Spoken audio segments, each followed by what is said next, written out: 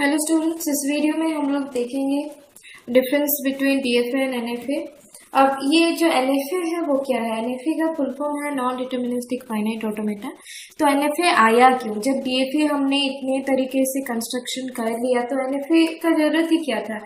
Actually NFA DFA construction में बहुत सारे डिसएडवांटेजेस थे जिसको ओवरकम करने के लिए एनएफए का डिस्कवर किया गया। तो जो भी डिसएडवांटेज थे डीएफए में वो एक्चुअली ये थे कि जब हमने ट्राई किया कंस्ट्रक्शन फॉर डीएफए, वो तो हम लोग को पता चल ही गया है कि construction of DFA is not so easy. उसमें बहुत लॉजिक लगाने पड़ते हैं, बहुत डिफिकल्ट होता है।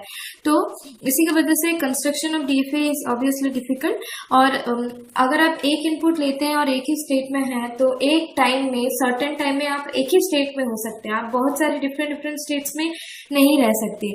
और डीएफए क्योंकि वो कंस्ट्रक्शन डिफिकल्ट है तो ऑब्वियसली वो एफिशिएंट नहीं है, तो इसीलिए वो पावरफुल भी नहीं है और ये इनपुट भी गेस नहीं कर सकता है। तो ये सारे जो डिसएडवांटेज हैं इसको ओवरकम करने के लिए एनएफए लाया गया।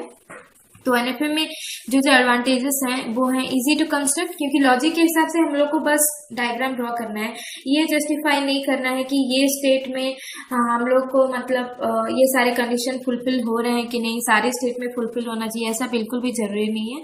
और ability to guess the input सारे स्टेट में रहता है और this is powerful then DFA. DFA से बहुत ज़्यादा पावरफुल है क्योंकि कंस्ट्रक्शन इजी है तो टाइम बहुत कम कंज्यूम करता है, इसीलिए पावरफुल होता है। और it can be at several state at once, मतलब एक इनपुट सिंबल को लेके आप बहुत सारे स्टेट में मतलब ट्रांजिशन कर सकते हैं। और it is efficient mechanism to solve the very difficult problem. It can not be done by using the DFA. तो ये सारे हैं इसके एडवांटेजेस और यही है the difference between DFA and NFA.